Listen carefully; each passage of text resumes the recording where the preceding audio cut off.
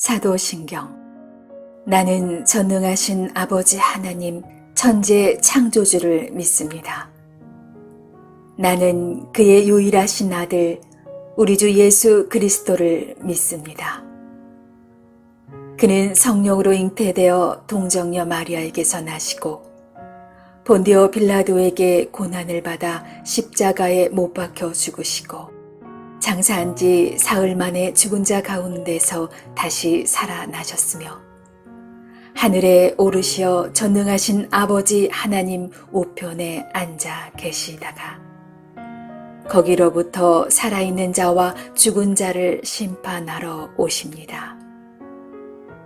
나는 성령을 믿으며 거룩한 공교회와 성도의 교제와 죄를 용서받는 것과 몸의 부활과 영생을 믿습니다.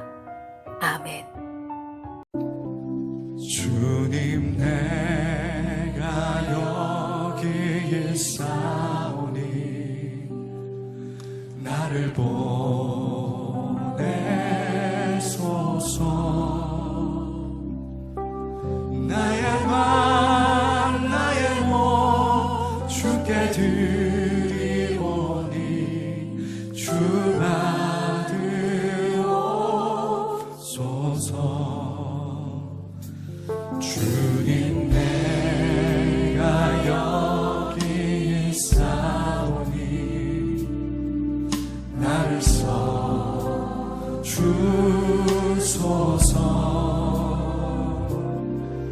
가진 것 모두 다 주께 드리오니 주 받으옵소서.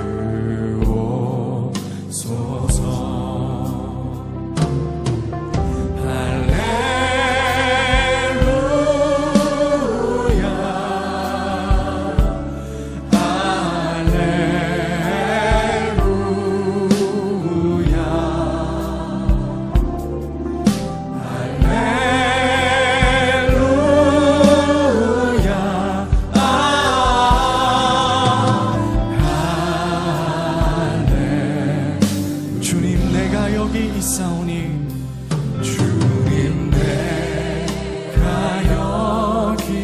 있사오니 나를 보내소서.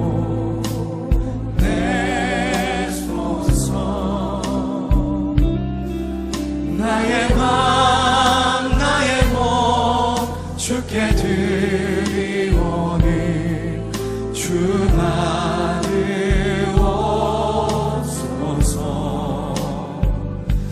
주님, 내가 하나님께 예배하는 감격을 가지고 주님, 우리가 이 세상 가운데로 나아가기를 원합니다. 주님, 우리가 하나님 받은 구원 나에게만 하나님 국한시키지 않고 세상에 하나님 그 십자가의 사랑을 나타내며 살기를 원하오니 주님, 이 시간 나를 보내소서. 주님, 받아 주옵소서. 할렐루야. 우리 주님을 찬양합니다.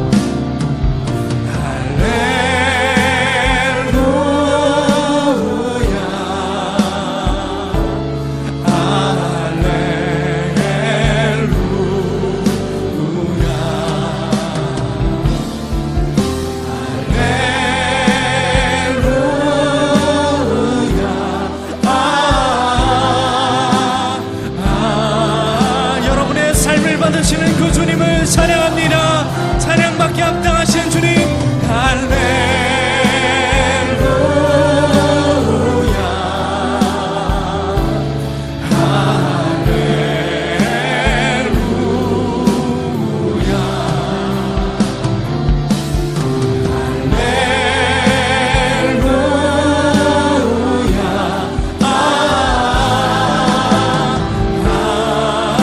마지막으로 할렐루야.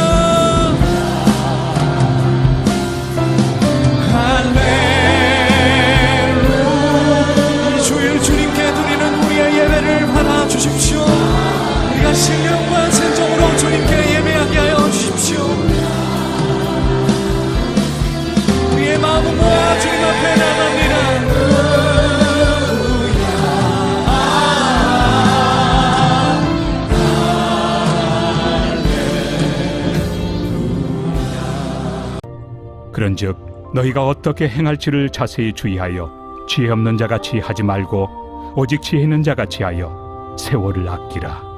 때가 악하니라. 그러므로 어리석은 자가 되지 말고 오직 주의 뜻이 무엇인가 이해하라. 술 취하지 말라. 이는 방탕한 것이니 오직 성령으로 충만함을 받으라. 시와 찬송과 신령한 노래들로 서로 화답하며 너희의 마음으로 주께 노래하며 찬송하며 범사에 우리 주 예수 그리스도의 이름으로 항상 아버지 하나님께 감사하며 그리스도를 경외함으로 피차 복종하라.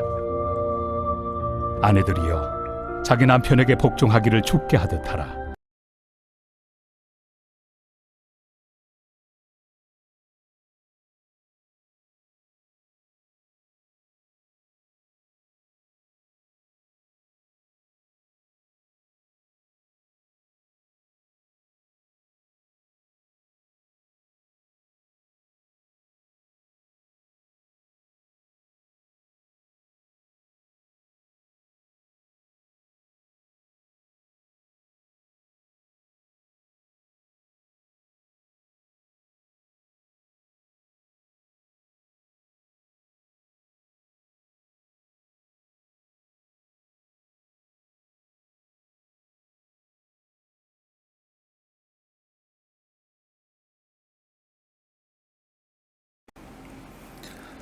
샬롬.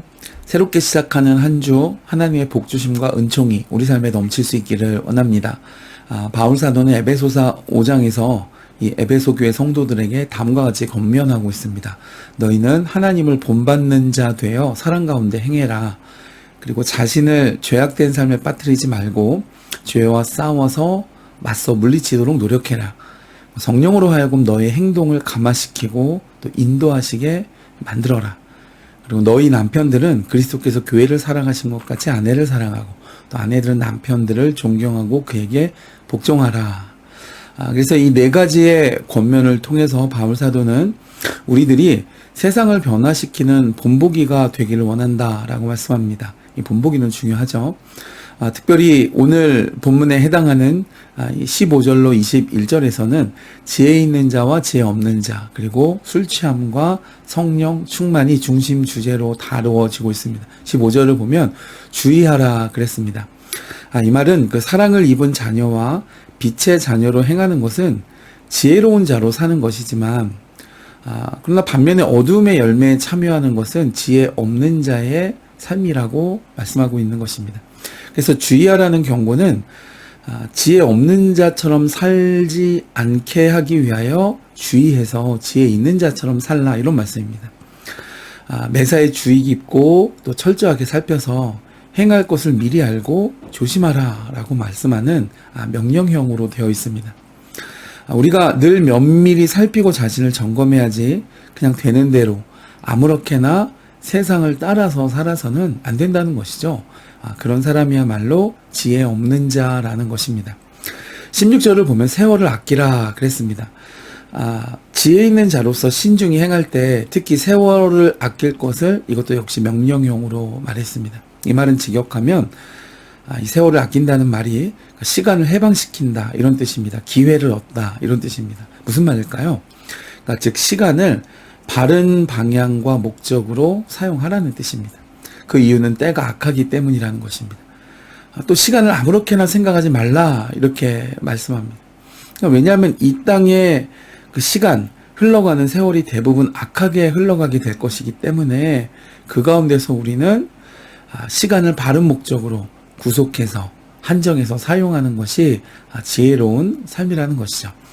17절을 보면 어리석은 자가 되지 말고 오직 이해하라 그랬습니다. 이 어리석은 자는 지각, 즉 깨달음과 이해가 없기 때문에 그저 세월을 흐름과 풍파에 따라 흘러가는 대로 사는 사람이라는 것입니다.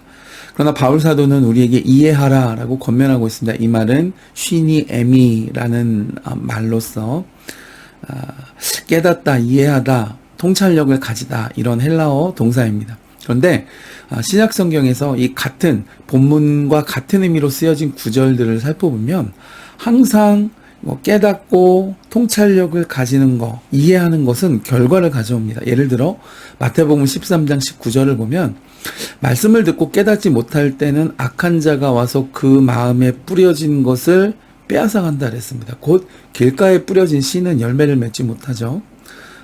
이런 결과를 가져오고, 그러나 반면에 마태복음 13장 23절을 보면 말씀을 듣고 깨닫는 자는 결실하는 결과를 가져온다는 것입니다. 어떤 것은 100배, 어떤 것은 60배, 어떤 것은 30배의 열매를 맺는다 그랬습니다.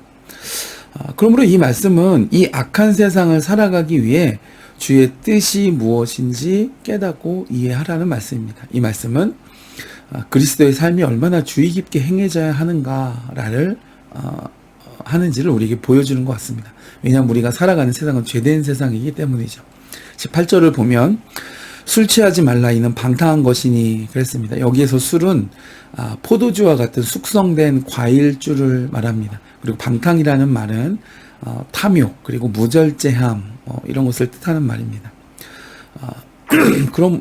그런데 이제 갈라디아서 5장 21절을 보면 여기에도 오늘 본문처럼 술 취함과 방탕함이 세트로 같이 나옵니다. 그러니까 이런 일들은 육체의 일로서 하나님의 나라를 유업으로 받을 수 없다라고 갈라디아서 5장 21절에 말씀하고 있습니다.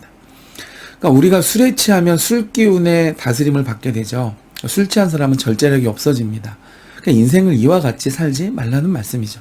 반면에 성령의 충만함을 받으면 성령의 다스림과 성령의 인도를 받게 됩니다. 앞의 말씀과 마찬가지로 어리석은 자와 지혜로운 자의 삶이 결과가 이렇게 달라진 삶을 살게 되는 것입니다. 그러므로 우리는 욕심과 탐욕에 무절제함에 마치 술 취해서 실수하는 것처럼 세상의 영향을 받지 말고 세상의 이치의 다스림을 받지 말고 성령의 다스림을 받아서 성령 충만을 통해서 하나님의 인도하심과 하나님의 뜻을 따라 살아가야 한다는 것입니다. 19절로 21절을 보면 화합하고 노래하고 찬송하고 감사하며 복종하라 그랬습니다. 성령의 충만함을 받은 사람은 이와 같은 열매를 그의 삶에서 풍성하게 맺게 된다는 것이죠. 찬양의 모습은 성령 충만한 모습입니다. 우리 마음이 기쁘고 즐겁고 감사하기 때문에 입술에서 찬양이 흘러넘쳐 나옵니다. 또한 감사가 없는 삶은 성령으로 사는 삶이 아닙니다. 주님으로 만족하기 때문에 범사에 감사하고 또 매사에 감사하게 되죠. 하나님을 경외하는 사람이라면 그분의 말씀을 청종하고 따르겠죠. 따라서 그리스도를 참으로 경외하지 않는 사람들은 참되게 하나님 앞에 복종할 수 없습니다. 그래서 하나님을 사랑하고 존중하는 사람이 말씀을 듣고 마음에 새기고 그 새긴 말씀을 따라 청종하게 되어지겠죠. 복된 한 주, 이러한 은혜가 우리 삶에 넘칠 수 있기를 주님의 이름으로 축복해 드립니다.